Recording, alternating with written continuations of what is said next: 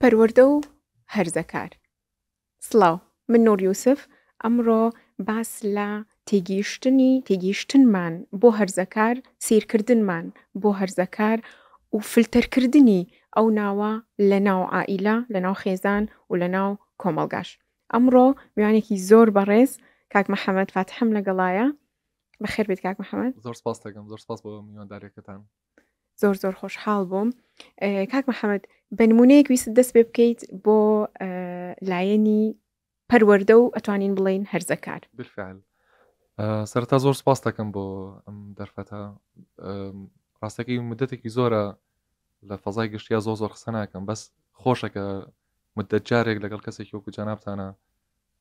گفتوگۆیە بکەین، تەئەمولاتمان هەبێ، تێ بفکرینەوە، وەقفێک بکەین لەسەرەوەی لەکوێین لە ژیانە، لەناو کۆمەڵگاکەمانە لەکوێین. جا پێشتر باسمان کرد کە باسیێن بەرنامەیەمان کرد کە بیرکەینەوە لەوەی باسی ئەو تەمەنە بکەین کە پێی ئەوترێت دواناوەندی لە لای خۆمان، و دواناوەندی بۆچی گرنگکە بۆ کاتی زانکۆ و دوای زانکۆی گەنج لە کوردستانە. جا یەک نمونە زۆر عجایبە مێشکی داگیر کردبوو، لە ڕۆژەکە باسمان کردو پێشتریش هەر تاوناتا ئەهاتە خەیاڵمەوە. حەزەکەم یەک نمونە بێنمەوە. من خۆم بەڕێوەبەری ناوەندێکی کولتوریم لە کوردستانە، هەنێک جار بۆن منە هەلی کارمان هەیە و مقابلەی خەڵکەکەم، مقابلەی گەنجەکەم بۆ بابەتی جیاواز بۆن منە کەسێک ڤیدیۆگرافەرە، کەسێک بۆن منە نووسەرێکی باشە لە بوارەکەی خۆمانە، بۆن منە یان کیورەیتەراوی کە پێشانگای هوەری سازەکات. ئەموت باشە ئەو پێوەرە چییە کە تۆ ئەکرێ کارمەندێکی باش پێ دەستنیشان کەیت و بیخیتە ناو تیمەکەی خۆتەوە، وانە ئەو پێوەرە چییە؟ جابیرم لەوە کردوتم باشە باشترین مۆزەف لەسەر زەویە بەلای خۆمەوە، من کوردێکی با بڵێن کوردێکی خەڵکیم کوردستانم، بەلای کەسێکی وەکو منەوە کە ئەم باگراوندەم هەیە، مەسەڵەن باگراوندێکم هەیە، من مسلمانم، بۆ منە باگراوندێکمە کوردم، گەنجم، بۆ من ئەزان کۆمپیوتێکی سلێمانی خوێندومە و 4 زمانە زانم و لە دەرەوەی وڵات ماستەرم خوێند و هاتوومەتەوە خۆم تۆزێک بەشتە زانم. باوک جاریە بزەبەتەوە تازە زەواجم کردووە. ئەموت باشترین مۆزەف و باشترین خاوەنکار کێیە کە من بتوانم بیری لێ بکەمەوە؟ یەک کەس هاو بە خەیاڵمە، پێغەمبەر عەلەیهی سەڵات وەسەلام. خوا باشترین خاوەنکارە و پێغەمبەریش باشترین کارمەندە و پێغەمبەریش هەڵگری گەورەترین وەزیفە بووە، واجب بووە کە کۆتا پێغەمبەر. یعنی مەسەلەن تەسەوڕ کە نورخان من لە نیمچە دوورگەی عەرەبیام، هەر خوا ئەڵێ بیوادین غەیری ذی زەرعین دەبێ، هەر ڕۆکی تیان ناڕۆیم شوێنی منت تیادا بەزاندوم، هیچی تیانی ئەو سەحرایەوە کەسێکیەت لە تەقەی دەرگاکە هەیەڵێ من پێغەمبەرم، من کۆتا پێغەمبەرم. هی زۆر قورسە وەزیفەیە، تۆ خوا پێی وتوتێتی بڕۆ بۆنە ئەو عالەمە بگەڕێ بەو سەحرایە بە وشکانیە، بڵێ من پێغەمبەر، تۆ ئەو وەزیفەی توێ تا ئەمریت، وانە ئەمە لە تەمەنی 40 ساڵیە تقریبا 40 بۆ 41 بۆ نمونە وحی بۆ هاتەتە خوارەوە. باشە خوا چی وای لە خوا کرد کە ئەم محەممەد عەلەیهی سەڵات وەسەلام هەڵبژێرێ بیکا بە کارمەندی خۆی و کەسێکی تر هەڵ نەبژێرێ، وانە دوو خەسڵەتە نورخان، الصادق الأمين. تازە لە خۆی سەروتە، یعنی پێغەمبەر بەچیان ناسرێ عەلەیهی سەڵات وەسەلام ڕازگۆ بووە، هیچی نەوتووە. طبعا صدقیش زۆ قورسە. ئێستا مەسە من نەموت مسلمانم بەپێی بیرروباوەڕی خۆم هەساوم بۆ نوێژی بەیانی هەڵ نەسابێتم، صدقەکەم مشکلێکی تایە. مەسەڵەن بۆ منە مسلمانم لە تیجارەتەکەمە حرامی تایە، وانە ئەوکی صدقە خۆ صدق هەرەوە نیە بە زمان بێڵێ، کارکتەری کامل ڕازگۆ بۆ ئەو شخصیەتە و پیاوە و هەروەها ئەمینیش بووە. ینی خەڵک ئەگەر قسەی خۆی لە لاباس کرد بێ، خەڵک هەستی بە ئەمان کردووە. طبعا صدق یەک دنیا مشتقاتی تریشی هەستە، مەسەڵەن صدیق لە صدقەوە هاتووە، صدیق الصدوق بالضبط، ئەی صدقە هەر لە صدقات لە بەخشین بۆ، ینی هەموو یەک دنیا کارکتەرە لە ناو شخصەتا کۆبەتەوە وای کردووە بڵێ من تۆ هەڵبژێرم بە کارمەندی خۆم. باشە با بگەڕێینەوە سەر ژیانی واقعی خۆمان. من بۆ منە پێویستم بە ڤیدیۆگرافەرێکە، وانە یەت بۆ لای من کوڕێکی گەنجە سیڤیەکی بۆ هێنەوەم ئەمەە یەک دنیا زمان ئەڵێ مەسا ئینگلیزی ئەدڤانسد عربێک ئەف کۆرس ئەدڤانسد وانە کوردی فولە بۆ نمونە نازانم فارسی کە قسەی لەگەڵاکەم و من بەشی ئەوە ئینگلیزی زانم سان کۆمپلیکەکەم تاوا خوێندنم ئینگلیزی بووە بەشی وازانم کە ئینگلیزی کۆت ئەدڤانس نییە من خۆم بە ئەدڤانس نازانم لە کاتێکە خوێندنم بە ئینگلیزی بۆ ماستەریشو بە کالۆرۆسیشم بەشی ئەوە تەواضوعی نییە لەگەڵ خۆیە کە بڵێ من چ شتێک بڵێ من ڕاستە دەربارەی خۆمانە ئەنجا من شتێکی تر هەیە هەر لەسەر ئەم بابەتە حەزەکەم بیڵێم ئەزانی پێغەمەری چێروشتانەی بۆی دانێن ڕێنمایی کە لە ژیانمانە بیکەین ئەوەی لە ڕۆژێکە لایانی کەم 70 جار ئەستەغفرڵڵا بکەین ئەستەغفرڵڵا یعنی ئەبێ من ڕەخنە لە خۆم بگرم یعنی توانای ئەوم تیا هەبێ سەمن ئەم ڕۆکەات تقریبا 3 دقەیەک دوا کەوتم 2 دقەیەکیشم پێش تا هاتمە سەرەوە سیارەکەم ڕاکرد ئەبووایە 5 دقە پێش وەختی خۆی بە هاتمایە وانە ینی من لە قسەی خۆمە کەوتم ساعت 2 لێرە ئابم لام ئەبێت توانای ئەوم هەبێکە لە ڕۆژەکەی وتم ئەستەغفرڵڵا لەسەر چی بەس محەممەد تۆ ئەمڕۆ 5 دقە دوا کەوتی محەممەد تۆ فلانە کارمەند کە ئیشت لەگەڵا کرد ئیمێڵەکەت بۆ نار دڵت عاجزتدا ئەم لایانی ترت بیر لێ نەکرد بۆەوە کە ها بۆ نمونە بەچای خۆتەوە بەسێکی کامە لە بزڵت اینجا هەست دەکەم دواناوەندی بینە سەر باسەکەی پێش پرامەسەمەە سەرە کرد دواناوەندی کاتێکی زۆر باشە بۆ دروستکردنی ئەم کارکتەرە لە خۆتە کە بتوانی بە کاملی بیرکردنەوەی خۆتەوە بەرکەوتنی جیاوازت هەبێ لەگەڵ خەڵکی جیاوازە سەم بیرمە باپیرم مەلا بووە نزیکی 45 ساڵ مەلایەتی کردووە کاتی خۆی بردم بۆ مەجلیسی نیکاح ئەی بردم بۆ مەجلیسی تەلاق ئەی بردم بۆ مەولوو وانە دائانیشتمم خۆیانمانە چینە بۆ نمونە ئەم هەڵەسەیان مەسەڵەن باپیرم ئەی بردم بۆ لادێ لەگە خۆیان و خەڵکەکە احترامیان لێگرا ها سیر مەکرد ئەی بۆ منە مناڵی ئێستا ئەگەر تۆ لە ماڵەوە دانیشتە بێت خەریکی ئایپادێک بێ بەر ژیانی حەقیق مەسە من زۆر کاتەڵێ مەڵام ئەگەر مناڵم هەبێ هەوڵێم لە ساڵێکە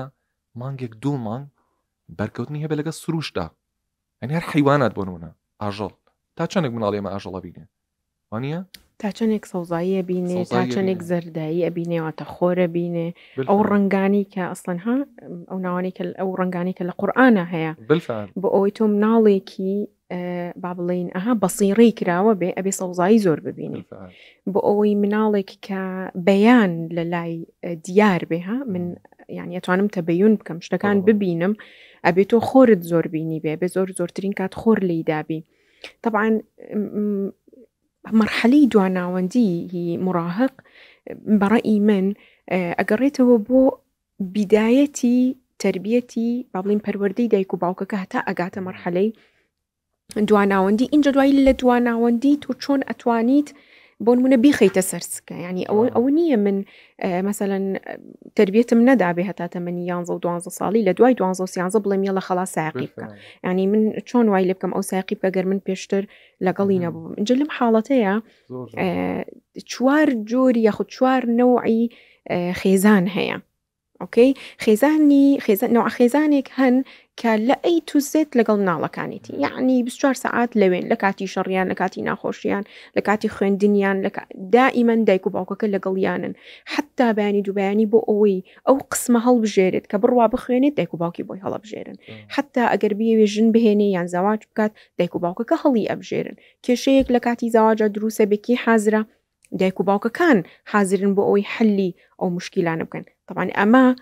ئێمە بەوە شیئەکەینەوە کە ئەمە عائیلەیەکی غەڵەتە چونکە مناڵێکی فاسد دەرەکە ئەو مناڵات یعنی ناتوانێت هیچ شتێک لە ژیانی خۆی هەڵبژێرێت لە جادەیە تووشی کێشەیەک ئەبێ لە ئیشەکەی هەڕوا بۆ مقابلەیەک نازانێت دایکی باوکی پێوتۆ 1 2 3 خلاص 1 2 3 ئەکات ئەم نوع عائیلانەیە کە بەڕەئی من زۆرە ئێستا ئەترسن لە هەموو شتێک تەحفوزیان لە هەموو شتێکەیە ئەم نوع عائیلانە زۆرن من لە کەسی نزیکی خۆمەی بینم ڕاستە منی شەڕها دەیتە سەر نوع عائیلەیەکی تر هەیە کە بە تەواوەتی عکسی عائیلەی ڕقمیەکە کە عائیلەیەکە یعنی تەواوی خاتە ناو دنیاوە باوکەیەکی مەشغوڵ لەوانەیە 2 ماڵی هەبێ لەوانەیە ئیشێکی زۆری هەبێ لەوانەیە ئیشی لە شارێکی تر هەبێ ناتوانێت دائیمەن موجود بێ بۆ مناڵەکانی فەئەبینیت إلا من رحم ربي يعني إلا أجر مجر خواجيان ويستبيتي بخاطر ناو بازنه كأن مامۆستایەک و چەند کەسێکی با بڵێن لەخواترز بخاتە دەوروبەری بۆ ئەوەی شتی فێر بکات ئەگینا کەسێکی لێ دەرئەچێت طبعا یان قاتل دەرەچێ یان دز دەرەچێ یان کەسێکی خراپی کەسێکی فاشلی لێ دەرەچێت. عائلەی ترمان هەیە عائلەی ڕقم 3 ئەو نەوە عائیلانن کە طبعا ئەمەش زۆرە ئەم نەوە عائیلەیە کە من مناڵەکەم هەتا مەرحەلەیەک لەگەڵیمە. ئۆکەی من هەتا مەرحەلەیەک لەگەڵیمە و موسانەدەیەکەم و دەستی ئەگرم و غەڵەت و ڕاستی پێی پیشان ئەدەم. بەڵام کە گەشتە مەرحەلەی دواناوەندی من بەجێ دێڵم ئەڵم خەڵاس تۆ گەورەی خۆت هەڵبژێرە قسمەکەت هەڵبژێرە ئیشەکەت هەڵبژێرە مەشاکلەکانت خۆت حەلیکە ئەو پێداویستی دەرونیانی ئەو تایبەتمەندیانی کە ئەتەوێت دروستیکەی هەمووی ئەوە ئیشی تۆیە ئیشی من نییە. لێرە ئەمە بزەبەتوک و ئەوە تا هەتا تەمەنی 13 و 12 ساڵی و لەوانەیە تا 14 من بردوومەتە ناو مەزبەح لەگەڵ خۆم دەستم گرتووە نەمێشتە بخنکێ لە دوای ئەوە ئەڵێم یەڵە مەلە بکە من فێرم نەکردووە من بەردەوام دەستیم گرتووە بۆیە ئێستا چۆن ئەتوانم لە مەرحەلەیە جێی بێڵم بۆیە ئێستا من ئەبینم ئەم نەوعانەش زۆرن. خۆی ئەو هینەش نقطەیەش هەیە نورخان بەڕای من کە دایک و باوک باشترین پەروەردە بەڕای شخصی خۆم بۆ مناڵەکان بیکەن ئەوەیە خۆیان نمونەیەکی جوان بن. ئێستا من کە باوەڕەکەی زۆر کاتم کەسێکی ینی زۆر لاسار بووم بەڕاستی لە ژیانمە ینی بۆ نمونە بیرم لە دواناوەندیوە تقریبا لەگەڵ ماڵەمانە ناژیم هەر لە چوومەتە داخلی و حەزم کردووە لە دواناوەندی چوون بۆ تورکیا و آخر لە لای ئێمە جاریوە ئەگەر تۆ بچی لە ماڵی پورە بمێنیتەوە دنیایەکە بێ ئیزن خوازی مەسەم چیل هاتم بۆ هەولێر و ئەو قسەی مەکە چکەم نش لەو دایکانم کە بێزنم لێوە بگیرێ مناڵم ئیزنوەرم بەس باسی خۆمە کەسێکی لاسار دایک مەڵێڵە قیرسیشمی ها بۆ نمونە هین ئەتاچمەنتم زۆر ینی خۆم پێوەست ناکەم بە شتێکەوە بیستێک شافت زۆر بووە حەزم زۆر لە گەڕانەوانە بوو اینجا ئێستا کە بۆ منە ئەچمەوە ماڵەوە لە هەولێرە ژیم بەڵام جار ئەچمە سلێمانی کۆتایی هەفتەکانیان 2 هەفتە جارێک کە باوک مەبینم نورخان یان دایکم هاڕەکەی تۆزە شەرمەکەم شەرم بەڵام وەڵای من لە دوام قەینە ظاهری ئەنەسا خەڵک من بە کەسێکی سەرکەوت تۆزانێک ناوەندێکی کللتوری زۆر گەورە پێشکەوتوترین ئەرشیفی کورسانم دامەزراندەوە بەڕێوێ بم ینی زۆر شتی تریش الحەمدولیلا خەڵک وازانێ من کە بەڵام من دەستخۆشی خەڵکوی عجەبە تایبەت سۆشڵ میدیا زۆر خراپە ینی ها جانابیشتان سۆشڵ میدیا منیش بەشی خۆم بۆ منە عجابی خەڵک وەو لێ نەکە خۆتت لێون بێ و خۆتت لێ ببەشێت کە ئەچمە ماڵەوە دایک و باوکم ئەوەنە کارکتەرێکی جوان بوون ینی هیچ شتێک نازانم لە ژیانمان دایک و باوکم بە منیان وتبێ لە خۆیانە نەمبینی بێ لە خۆیانە تەطبیقیان نەکرد بێ جوانە هیچ شتێک. ئێستا مەسەڵەن باوکم مەسەڵەن عائیلەیەکی ملتەزیمین باوکم بە مناڵێ نوێژ بکە ئەزانم شەو هەڵەسێ بۆ شەو نوێژ جار بینیمە خۆم هەساومە تۆ ینی چوزانم خەبەرە بێتەوە بینیمە ینی ئاپێ مەڵێ وا بکە وامەکە و هەمووی لە خۆی ئەبینمە ها بۆرمونە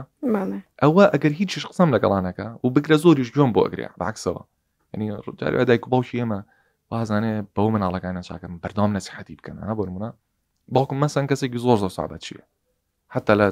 عائیلە گەورەکەمانە جارێ کۆبوونەوە کە ئەکری ئیترەڵێ کاک شەخفاتێ بانکەن ینی ها تر جەوی خۆش و غیبەتت بکەم دەستێکا بە غیبەتکردنی و شتێکی تر باوکم چیرۆکخوانێکی زۆر عجایبە خەڵکیش زانن بۆرمونە ینی لە چیرۆکە ئاوا چاو داخم لە باوکم باشتر نازانم ئەگەر کتێبێکی لە بەردەما بێ و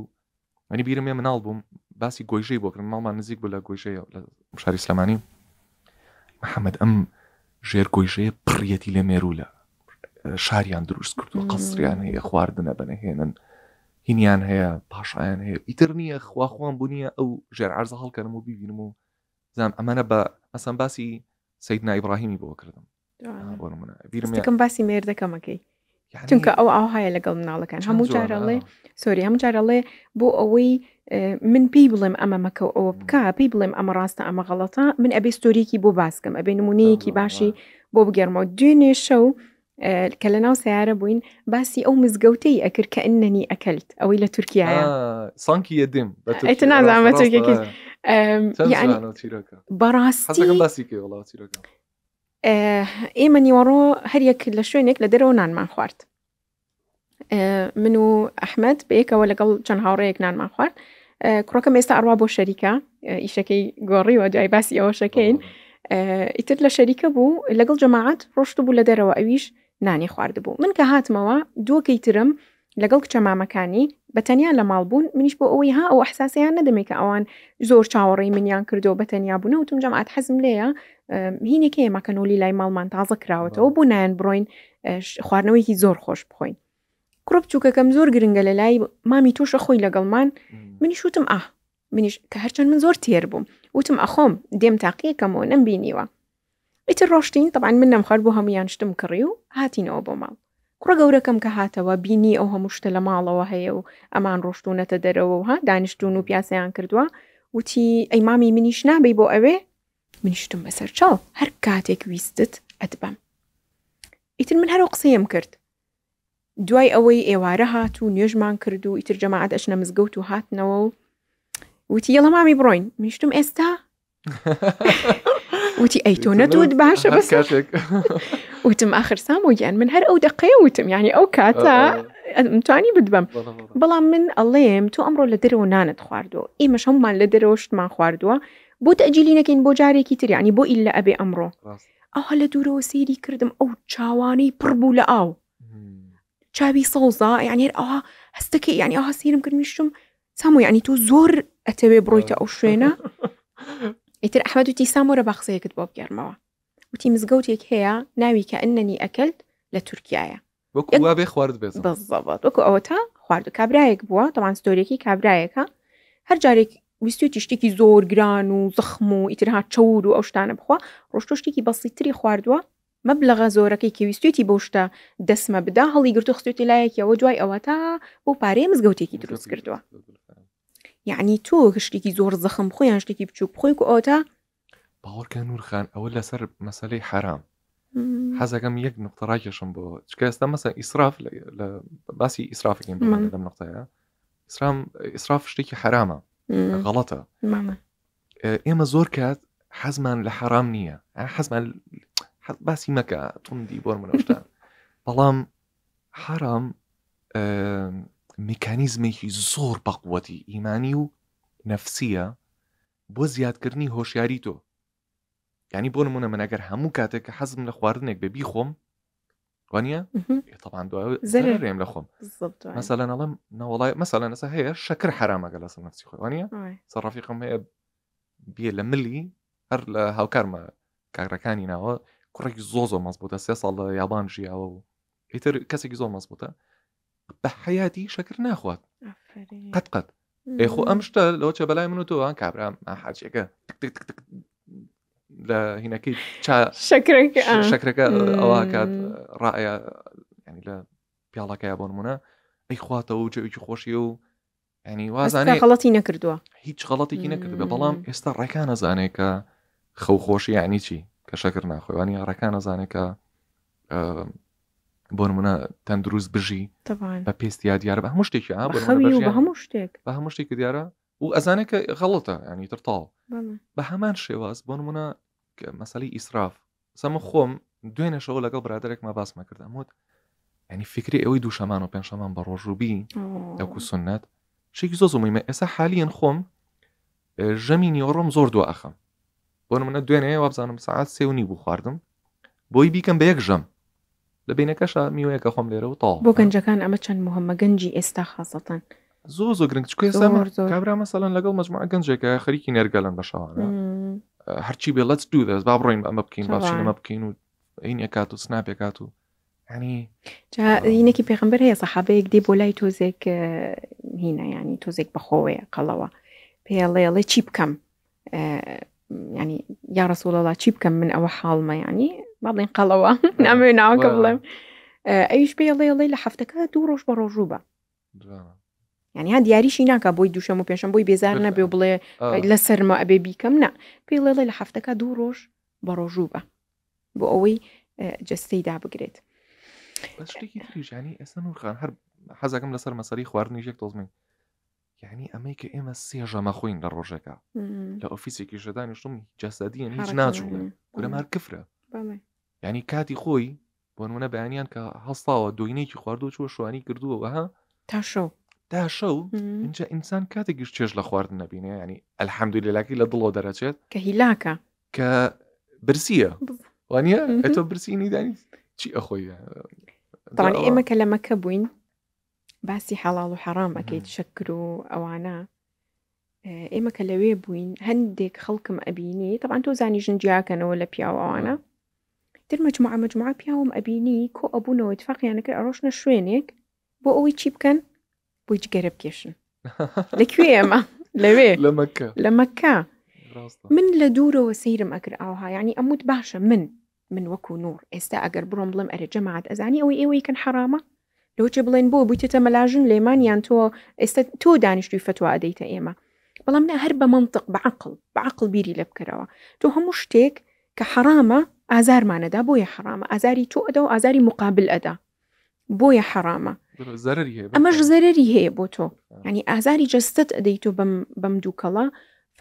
بەڵێ ینی هەنێک شت هەیە کە تۆ نورخان مشکلەکەی ئەوە چییە ئەم کەسەی کە جەنابەت بۆمونە بینیوتە جگەری کێشاوە ئەمە باوکە ئەمەە پیاوێکی باشە ئەکرێ زۆر باش بێ بەڵام سەوڕ ناکەی بەڵام لەو شتەیە مناڵەکەی بە ئاراسێکی غەڵە ینی مەبەستمە ئەگەر تۆ باوکێکی باشی لە جاتیەوەی سەد نەسیحەتی مناڵەکەتکی واز لە جگەری کێشانەکەت بێنە بەڕاستی من ئەزای منە هەر لەم درمستی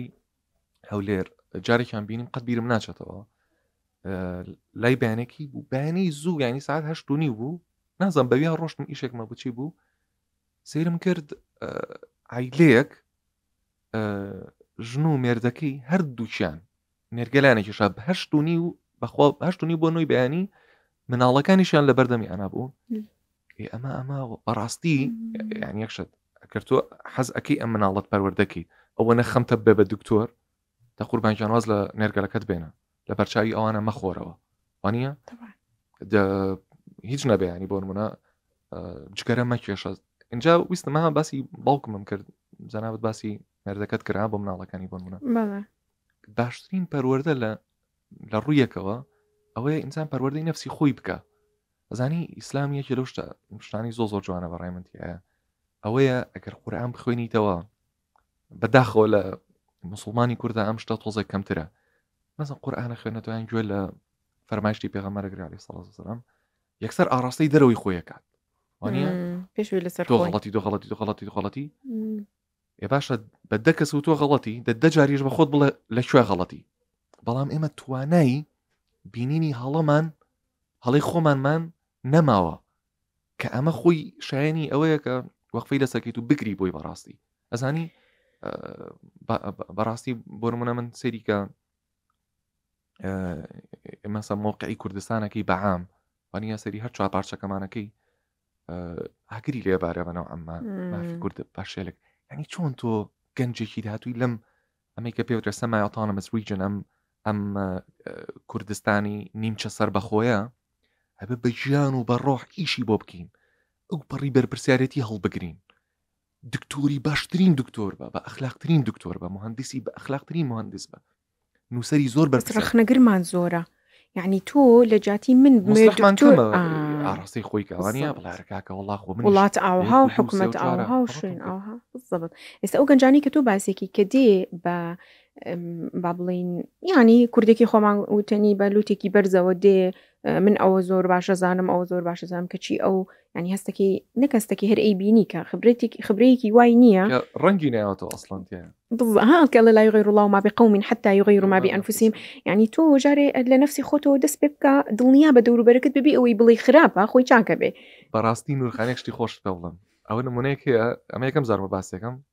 برادێکی زۆر عزیزمە بوو لە زانکۆمیکەکەی سلێمانی من خۆم بە خۆم وتووە لەوەتی چوومەتە زانکۆوە ئیسلامم زۆر خۆشە دینی خۆمە ینی ناسنامەی منەوانیە بەڵام ڕەفیقی زۆر نزیکی یەزیدیم هەیە ڕەفیقی زۆر نزیکی مەسیحیم هەیە ڕەفیقم هەیە ملحد هەریچ ئیمانی بە هیچ نییە لەگەڵ ئەتوانم بڵم 99% جارێک بە یەک کەسیانم نەوتووە وەرە نوێژ بکە وەرە مسلمان وەرەوەینە بەڵام ئەڵی خۆمە ئەزانم ئیسلام چ نیعمەتێکە ئەوەی ئاراستی نەفسی خۆیکە نەک دەرەوەی خۆی جا ئەڵێ مسلمانی باش ئەوەیە لەسەر نەفسی خۆی تون بێ لەگەڵ غەیری خۆیان بەڕەحم بێ پێغەمبەری جواب عەلەیهی سەڵات وسەلام ینی شەو هەساڵەوە ئەژنۆی خوێنی لێ هاتووە لە شەو نوێژکردنە بەڵام پیور ڕەحمەتە للعالەمینی ترۆنیە ئەو بارانی دا ئەڕژێ لە ئاسمانەوە بەسەر زەوی ئاڕژێ پێغەمبەر لەو بەڕەحمتر بۆ ئێمە بۆیە ئەڵێ لە دایک و باوکی خۆشم خۆشتانە بێ منتان زیاتر خۆش بێت چکە زۆ بەڕەحمترە چاکی زۆ زیاتر ئەوە بابەتێکی ترە اینجا کەسێک هەبوو لە زانکۆ زۆر کەسێکی محتەرەم مؤدەب لە دڵی خۆمە متخۆستکەمەمە مسلمان بووە هەر هەبوو ئەو کاتە گەنج بووم ئەزانی چیم کرد نورخان حەزەکەم جرێکی خۆشە بۆ باسکەم وتم هین هەیە کیندەر چوار باڕیتیایە ئەو دانیان هەنیکانە گەورەترە بەس بچووکەکان چوار باڕیتیایکیتەوە لە ڕێگا دانێک مەکڕی باش نییە پێشەوەی بم بۆ زانکۆ دانێک مەکڕی تا ئاهاتمە زانکۆ سوڕەتی فاتحان بەسەر خوێنانە قورئانم لەبەر ویشە باشە ئەموت خوایە ئەم کوڕە بیکە بە سەبەبی هیدایەتی لە منیش باشتر بێت بیکە بە کەسێک بۆ خۆی باش بێ بۆ دەوری وەرودەک خۆ ئاگدارە بازارم دوو مانگی نەبێت بەبی هیچی پێ بڵم ئەی من ئەمێ نوێشکەم فێرم ئەمە کاکە من فێر ناکەم بڕۆ بە خۆت فێر بێت طبعاً تەزوهات بدەم چاوە نەشێزانی چێوانە ینی حەزم نەکرد ڕاستەکەی باسکە ئینسان باش نییە باسی نمونە بە کەسی تر بێت ئەمە نەڕیا ئەنە بۆ سمعە ئەمە بەڵام حەزەکەم ئەو شتە بڵێم کە باڕاستی ئێستا مەسەلەن با بڵین من کەسێکە بینم زۆر چکەرە ئەکێشێ ینی هەستاگەم زەرەری لێە لە پێستیە دیارە لە ئیشیە دیارە لە هەموو شتێکی دیارە بۆ نمونە عەزێتیە خۆش ێزانێ من ئێستا بەیانی بێم نەسیحەتی کەم لەوە چێ بیشکێنمەوە لە نقطەیەکە لەوە چێ لە شوێنەکە دڵی عاجزکەم ئەگەر بێم ئەم تەسبیحە بگرم بەدەستمەوە هەزار ئەستەغفیرڵڵا کەم هەزار سەڵاوات لێ بەم هەر بە کات دەم سارە لێ خوڕینەوە کە ئەچمە سەر بەرماڵ و نوێژەکە بۆ خۆمەکەم دەست بەرزکەم بڵم یا ڕەبی بۆ خاتری هەرچینەوە جوانەکانی خۆت بۆ خاتری ئەو پێغەمبەری کە خۆشتەوێ بۆ خاتری ئەوەی کە خۆشەویستە لە لای تۆ ئەسلاحی حاڵی ئەم گەنجە ئەم گەنجە ئەم ڕەفیقەم ئەم خۆشکە ئەم برایە چکەری پێتەرەکە بازەرەری لێنەیە تخوا من هەر یەک پرسیارەکەم لە کورسانە چەند کەسمانەیە لە جیاتیەوەی بێت کەسەکەی زەحاجکە ئەجگارە خۆرە مەشروب خۆرە نازانێ من تۆ دڵت عەزێتداوە بۆ خاتی ئەڵڵا تۆ لە قیامەتە ئەڵێ مثقال ذرة ئەڵێ یەک زەڕە ینی ئەگەر خوا نەخواسە من ئێستا ئەم دەست بەرزکردنەوەم عەزێتێکی تۆ بە خوا بەرپرسیارەتی بەرپرس دامانێ ینی اینجا زۆر مهمە ئەوەی کە جەنابەت فەرموودا إن الله لا يغير ما بقوم حتى يغيروا ئەگەر من بێمە بۆ نەفسی خۆم بڵێم ئەم هەمە فاتحە ئەژدیهایەک لەناو نەفسیایەتی وانە خەریب ڕێگوا بڵێم بزەبە بە تەرمینۆلۆژی قورئان ئەو نەفسەی کە بای دیفۆڵت ینی ئەگەر وازی لێ بێنی ئەمرت پێکا بەخراپەوە هەمومانوانی پێم ئەمە تەربیەت بم بە نوێژەی کەم ئێستا مەسەڵ جاروێت تاقەتم نییە نوێژکی ها باسی حرام خلاصی کوڕەڵی حدت چییە کە ئەڵی ئەسەڵات و خەیڕون من النوم لە خۆتەوە ئەترسی یەکسەر هەڵەسی ڕاستی یانی یان مەسەڵەن ئێستا من زۆر کاتەشمە مزگەوت من حەزەکەم ئێستا ئەین زۆربەی ڕەخنەکان ڕاستی نەفسی خۆمانیکەین وەکو ئەوانەمان بۆ منەکەم خۆ مسلمانم مەسە مزگەوت کاکی بانگ دەر کە تۆ بانگی یەک مکەبەرەت لە بەردەمایە لە دەریش یەک میکرۆفۆن لە بەردەمایە لە دەریشەوە دەدانە مکەبەرەت ڕوو کردوتە ئەم خەڵکە نوێژی بیان ێزانی و خەڵکە خەوتون هەنێکیان نوێژ ناکەن بۆ نمونە کە تۆ بە سەوتێکی ناخۆش دەمن ناوە بە میکرۆفۆنەکەەوە سەوتێکی زەعاش سەوتێکی بەرز ئێت و ئەمە واکە سەوتت بەرزکاتەوە کەسەکە ئەتوەرێنی لە دین نەجاتی بانێکی بۆ ئیسلام ئەیدا ئەستەغفیرڵڵا بکە کاکی برام وانە خاصەتەن گەنج تۆ بۆ ئەوی گەنج ڕاکیش ئێستا بۆ مناڵەکانی من هەر لە مزگەوت نوێژەکەن ینی گویان لە دەنگی بانگەکە ئەبێ یەکسەر ئەڕۆنچکی هەر بەرامبەر ماڵمانە کە بانگەدا مەسەن ئەبینی یاریەکەن ئەبینی سری تلڤیزیۆنێکی لە ناکاوە بێتە میوت بۆ چکە زۆر حەزمان لە دەنگی مەلا بڕوایە مامۆستا بڕوایە ئەممەنە دەنگی خۆشە ئەممەنە ئینسانێکی ئەیزانی چۆنە کە مناڵەکانیش ئەڕۆن دەستخۆشیان لێکا دەست ئەهێنێ بەسەریانە ڕێگەیانە داتی بانگ بدەن ئەو مناڵانە بانگەدەن ئەسە من بە مناڵی هیواتم و بام بم ینی ئەوەنم پێ خۆش بوو اینجا کابرایەک هەبوو هەر لەو مزگەوتی ئێمەیە ڕۆژێکیان هاتبوو بە سامی وتبوو تو بووی تو زۆر بانگ مەدە مەجال بدە بە گەورەکان بانگ دەن تۆ مناڵی دەنگت خۆش نییە هاتەوتی مامی دەنگم خۆش نییە ئێوەمتان بە منەڵێن دەنگی زۆر خۆشە منی شوتم بۆ وتی وەڵا کاک فلان حاجیە کە پیاوێکی گەورەیە وتی وای وتووە جاکە هاتینەوە لە ماڵ باسمان کرد باوکی وتی سیرکە وتی سەیری مامۆستا بڕواکە چی ئەکا بۆی مناڵەکان ڕابکێشێ بۆ مزگەوت کە ئەو دەنگخۆی وتی ئەمە کابرایەکە یعنی تەنها نوێژکەرە لە مزگەوت دێ نوێژەکە لە جاتی تەشجیعی ئەو مناڵە بکە وای لێکە حەز نەکا بێ بۆ ئەوێ وای لێ بکە شەرم کا بڵێ من دەنگم ناخۆشە ویستم شتێک بڵێم لەسەر باوک و نمونەیەکم بەبیراتەوە هەر قسەیەکی پێغەمبەر صلی الله علیه وسلم کە ئەڵێ ئێمە من طبعا زۆر هەیە ئەو نوع نمونانە لەبەری ڕۆژارەش سێشن وەرەگرم ئەو نوع ئەستۆریانە زۆر تێ ئەپەڕێ لەسرم ئەویش ئەوەیە کە باوکەکە پیاوێک و هاوڕێک و جیران و خزم و مام و کەسێکی ئەممەنە ڕێک و پێک و باش و نەرمونیان و قسە یعنی چۆن بڵێ نەسیحەتێکی باشەدا بە دەوروبەرەکەی بەڵام بۆ ناو ماڵی خۆی باوکێکی باش نییە مێردێکی باش نییە هاوڕێیەکی باش نییە ئەمە وا ئەکا گەنجەکانمان ڕابکەن لە ماڵ اینجا ستۆرێکی ئەڵێ جارێکیان پێغەمبەر لە لای دەستی ڕاستی غولامێکە بووە لە لای دەستی چەپیشی و توێتی ئەشیاخ کە ویستێتی وەصفی کە بۆی زخمی کاتەوە بۆ مناڵەکە توێتی ئەمانە ئەشیاخن ئەشیاخەکە کێ بووە خۆی خالد بن وەلید بووە ئەویش قەدەحێکی لەدەست بووە ینی وەکو بڵێ باڵێن جامێکی تنازەم چیتیا بووە لە مناڵەکەی پرسیوهی مناڵەکە بۆ توێتی ئەتوانم ئەمە بدەمە ئەشیاخەکان بۆ ئەوەی ئەو هاکە ئەڵێ ئەشیاخ یەکسەر بڵێ ئایەڵە بیان دەرێ هەستی بەخۆی بەرزکاتەوە ینی ئەزت نەفسێتێکی نەک بەس ئەزت ینی مەسەن بڵێ ئەو ئەمانە ئەشیاخن من چۆن بڵێم نە من بۆم نییە بڵێم نە ئەویشەڵێ ئەتوانم بیان دەمە ئەڵێ نەخێر ئەڵێ نەخێر ئەڵێ نەخێر من لە لای ڕاست بزەبەت ئەڵێ نەخێر ڕاستە ئیتر ئەویش نایداتە ئەشیاخەکە ئەیداتە مناڵەکە یعنی سیری ئەو تربیەتە یعنی تۆ هاڵێ من زۆر جار ئەڵێم ینی زۆر جار بە خەڵکەکە ئەڵێم بڕۆنە سەر چیرۆکی ئەنبیا بڕۆن واللهی دەرسی زۆر تایە والله من ئەڵێم باشترین مەکانیزمی پەروەردەکردنی منداڵ چیرۆکی پێغەمبەرانە و لە ناویشانە چیرۆکی پێغەمبەری خۆمان ینی هەموو مەرحەلەکانی تایە سەهر ئەو قسەی جەنابەت فەرمووت بالفعل کەسی وایە کەسێک زۆر مەزبوطە لە دەرەوەی خۆی بۆ ناو ماڵی خۆی والله خراپ جا پێغەمبەر صلی الله علیه و فەرمووی چی الله خياركم لأهله بالضبط باشترین تانەوەی کە باش بێ لەگەڵ چکە بۆ من خێزانەکەم بەردەوام لەگەڵ یام وانە من لەگەڵ تۆ ئەکرێ زۆر ئاساییە محتەرم بم بەڕێز بم کاتێک خۆش بەسەر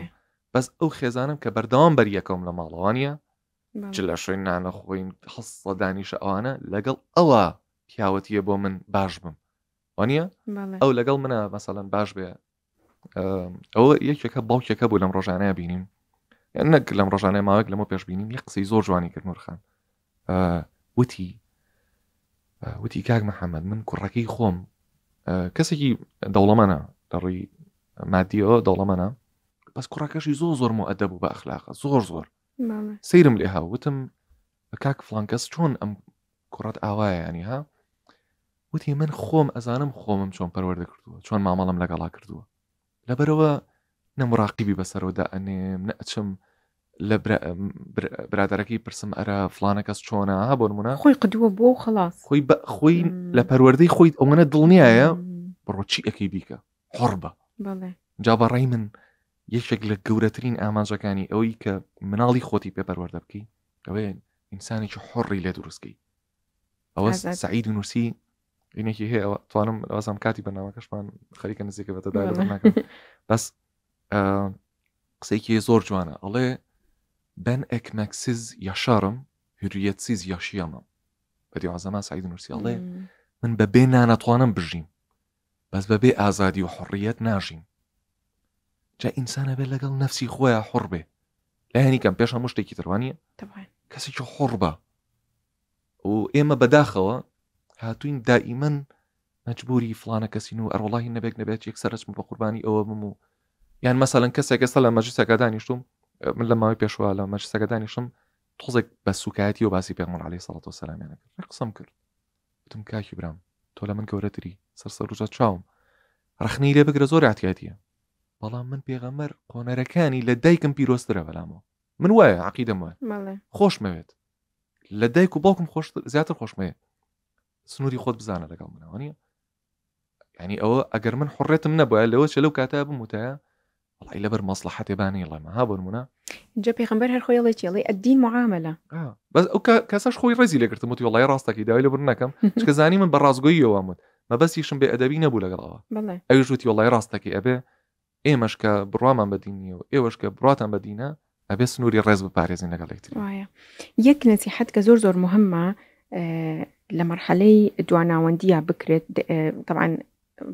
بابڵێ نصیحەتەکە بۆ دایک و باوکەکانە بە دەرەجەیەک چکە مناڵێکی 12 ساڵە تا 21 ساڵی ناتوانێت بزانێت کە ئەو لەم مەرحەلە عمریە کاتی ئەو هاتۆ کە بڕواتە دەرەوە بازار ببینێت بڕواتە دەرەوە ببینێت ئایا من ئەتوانم لە دوکانێک ئیشکەم یان ئەتوانم لە ئۆفیسێک دانیشم یان ئەتوانم بۆ نمونە نازم دیزایانی شتێک بکەم من چی ئەتوانم شاگردی بکەم من چی ئەزانم من ئەو هاڵی مەهارە ئەو مەهارەیە کە تیاتایە ئەبێت تۆ لەم تەمەنەوە دەست پێ بکەیت تۆ وەکو دایک و باوک لەگەڵ مناڵەکەت بۆی دەریکە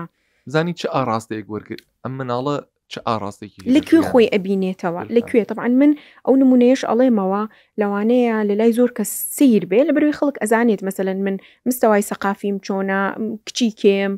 مستەوای مادیمان چۆنە ینی هاتا ڕادەیەک خەڵک لە دوورەوە ئەتبینێ و ئەتناسێت لەبەرەوەی لە ئەوروپا ئەو فرسەتە هەیە مناڵ بڕوات پێڵن پراکتیکۆم یعنی لە 3 هەفتە بۆ 3 مانگ تۆ توانی بەبێ مقابل ئیش لە شوێنێک ئەەکەی ینی بەبێ ئەوەی ڕاتبت هەبێ ئیش لە شوێنێک ئەەکەی فبتالی دوایی شەهادەیەکی شت ئەداتێ لە کۆتاییە ئەو کارامەیە فێر ببی بالضبط مناڵەکە لە چ تەمەنێکە ئەوی پێکرێن نورخان لە تەمەنی 12ەوەی ترە بێ تۆ بەرکەوتنی هەبێ لەگەڵ خەڵکە ئێستا کە کوڕە گەورەکەی من 12 ساڵە طبعا لەناو مەرحەلەی بابڵین هەرزەکاریایە جا هەرزەکاری تۆ چۆن نەزانی ئەم مناڵە هەرزەکارە یەکەم جار کە داخڵ ئەبێ بە گۆڕانی جەستە داخڵ ئەبێ بەڵام کە دەریش ئەچێ لێ تەوازانیان ئەڵێن 21 بەڵام ڕقەمەکەت هین نییە ینی تهدید نییە با وا دای بنێن کە لە 21 ساڵی لی دەرئەچێ کاتێک لی دەرئەچێ کە ئیستقلالی مادی جەستەیی ئیجتیماعی عاطفی هەبوو ئەو کات ئەو لە مەرحەلەی هەرزەکارێتی دەرئەچێت ینی من ناتوانم بڵم لە 21 ساڵی ئەو مناڵە لە تەمەنی مراهقی نەماوە ئەگەر ئیستقلالی ئەو چوار خاڵی تیانە بوو لە تەمەنی باڵین کە بیدایەت دەست ئەکات بەوەی کە جەستەی ئەگۆڕێت مەسەن شوێنێکی گەورەتر ئەبێ لە شوێنێک ئارەقە ئەکابۆنی دێ مووی بۆ دروست ئەبێ دەنگی ئەگۆڕێ ئیتر ئەمانە ئەو گۆڕانکاریە بایۆلۆجیانێ بزەبت ئەو مەرحەلەی بلوغ کە ئەچێتە ناو مەرحەلەی بلوغەوە من ئەبێ تی بگەینم ئێرە ڕاستە فێنکە و خۆشە و هەموو شتێ هەیە بەڵام کەسانێکی شەیە لە دەرەوە ئیشەکەن بۆ نمونە لەوچە تینوت بێ ئاوی گەرم بخۆی لەوچێ برسیت بێ کاتی ئەوە نەبێ ئێمە کەسانمان بڕیارماندا ئیتر تاوە بڕواتە دەرەوە و ئیش بکات نردمانە کوڕە گەورەکەم یاخۆ سەلامت بی بردمان بۆ دوکانێک ئیترها طبعا ئەی ناسین کابرا ئەناسین ئەوانی کە لەوێ ئیشەکەن ئەی ناسین کوڕی کابرا خۆی مهندسە بەڵام لەوێ بۆ باوکی ئیشەکە المهم تقریبا ئەتوان بڵم 4 هەفتە لەوێ بوو یەکەم ڕۆژ کە تەلەفۆنی کرد وتی مامی زۆر گەرمامە ئەوەندە گەرمامە زگم ژانەکە منیشتم ئەها سام و بینیوتە هەنێک جار تۆ لە سەرمایە زگت ژانەکە بەڵام سیرکە لە گەرماشە ئەگەری ئەوە هەیە زگت بێتە ژان بۆیە تۆ فێری ئەوە ئەبیت کە لە گەرمایە لە گەرمایە ئینسانێکی یەکسان بیت و لە کاتی سەرماشە بتوانانی ئینسانێکی یەکسان بیت زۆری پێ نەچوو بۆ ڕۆژی دوای ئەوە تەلەفۆنی کرد وتی مامی زۆر برسیمە منیش وتم ئێوە وەجبەی ناخواردنی نیۆڕۆتان هەیە وایە وتی بەڵێ وتم پەلەمەکە کەواتە دێ با تۆزێکیش برسیت بێ قەیچێکە ئەگەر برسیت نەبێ تام لە خواردنەکە ناکەی و هەمووشی ناخۆی نیوەی بەجێ دێڵی و نایخۆی وتی ها ئێ باشە مامی وڵی مامی هات خواردنەکە هات لە دوورۆیت مامی خواردنەکە هات دوای ڕۆژێکی تر تەلەفۆنی کردوتی مامی شێوازی حەمامەکان و توالێتەکان نازانم بەکاری بێنم لەبەرەوەی نەیبینیوە کەواتە من لەم تەمەنا تا تەمەنی 21 ساڵی کە کوڕەکەم ئامادەیە بۆ دەرەوە ئامادەیە بۆ بازاری دەرەوە ژیانی حەقیقی ماعەدە ئەجوا ماعەدە برسێتی و تینوێتی ئەی مامەڵی لەگەڵ خەڵک ئەی تەعاملی لەگەڵ ئەمرا مشتریەکەیە ئەو وەستایەکە شتێکی چۆن سەلامی لێ ئەەکەی چۆن ئەڕۆیتە پێشەوە بۆی واللهی گەنجی ئەو هامان لەسەر جاددا هەڵگرتووە کابرا دەستی ڕاگرتووە بۆت باشە گەنجە تەڵەبەی جامیعەیە پێویستی پێتە بەسەر چاوم ئەرکی سەرشان مەکەم یارمەتی بدەم سواریەکەی کە قسەی لەگەڵەکەیڵی لەکوێ داوامەکەی جامیعی سەلاح الدین ئەی باشە کامە باشە جامیعی سەلاح الدین لەکوێ بزەبتیانی دیسان دووبارەیە کاتۆ بەشێکە لەسەری کۆڵانگەوتم دابزن من هەتا ئێرە ئەڕۆم لێرەوە زیاتر ناڕۆم یعنی تۆ بەم ئسلوبەت و بەم نفوڕی کە تووتیایای مەجال نادی خەڵک یارمەتی مەجال نادی لیان فێر بیت لەوچێ من 2 قسەت بۆ بکەم هەتا ماوی لەبیرت نەچێ لەبیرما مێردەکەم لە تەمەنی 10 ساڵیەوە ئیتر ڕۆشتۆتە بازار و ئیشی کردەوەی تۆ باست کرد ئیشی چون و لە فرۆشتن و حەلاقی و ئەو ئیشانەیان کرد و هەر لەو تەمەنەوە طبعا ئێستا ئەو دکتۆرە المهم ئەڵێ کابرایەکی زۆر خراپ، کابرایەکی چەقۆکێش، کابرایەکی کە خەڵک هەمووی ڕایە کرد لە دەستی ئەوەندە کابرایەکی خراپ بووە. وتی هاتبوو بۆ لای من لەبەرەوەی من مناڵ بووم بەدەمی هەموو خەڵکەوە پێەکەنیم. وتی هات بۆ لام وتی بەدەمی هەموو کەس پێنەکەنیت، هەموو کەس خۆشەویستت نییە، هەنێ کەس دوژمنتە بەڵام بەدەمتەوە پێەکەنێ. ئەڵێ هەتا ئەمڕۆژ من ئیش بۆ قسەیە ئەەکەم، کابراکەش کوژرا لەبەری پیاوێکی خراپ بوو، کوشتیان. مەبەستم چییە؟ مەبەستم ئەوەیە تۆ لەم تەمەنەوە کە مناڵەکەت ئەخەیتە ناو بازاڕەوە، طبعاً تۆ ئەزانی خەیتە لای کێ، تۆ ئاگداریت. دوای مانگێک سام کە هاتەوە وتی زانی حەزم لەو ئیشەیە، من حەزم لێ هەندەسە میکانیک بخوێنم. ئێستا لە شەریکەیە ئەڵێ من حەزم لێ ببمە بزنسمان. ئیتر بەو شێوەیە تا کەگاتە بۆلی 11 وردە ئەزانێ لە چیە باشە چ ئاراستەیەک وەرگێت. کاک محەممەد زۆر سپاس دەکەم، زۆر سپاس بۆ جەنابی. بەڕاستی زۆرم پێخۆش بوو. خاڵی زۆر مهم باس کرا کە لەوچێ هەتا ئێستا باس نەکرابێیان با بڵین سەرنجی لەسەر داننرابێت. لە کۆتایی پۆدکاستەکەیە ئەڵێم ببە ئەو دایکەی کە دایکێکی یەکسانە، نەک دایکی مناڵێک و نەش دایکی پیاوێک. دایکێک ئەبیت کە ئەبیتە دایکی مناڵێک تەنها مناڵ ئەزانیت پەروەردە بکەیت، لە دوای تەمەنی دواناوەندیەوە قدرەی ئەوەت نییە پەروەردەی گەورەکان بکەیت. مە بە دایکی ئەو پیاوانش کە لە مناڵی نازانێت تربێتی مناڵەکەمدا، بەڵام مامەڵەی لەگەڵ گەورە زۆر باشە بێ. ببە ئەو دایکەی کە یەکسانە، ئەتوانێت تۆزێک لەگەڵ مناڵ مامەڵە بکە، وەشتوانێت تۆزێک لەگەڵ گەورە مامەڵە بکە، چونکە تۆ ئەو پێشمەرگە و ئەبتال و پێشڕەوانە ئەخەیتە ناو کۆمەلگاوە، مەسئولیەتی تۆیە.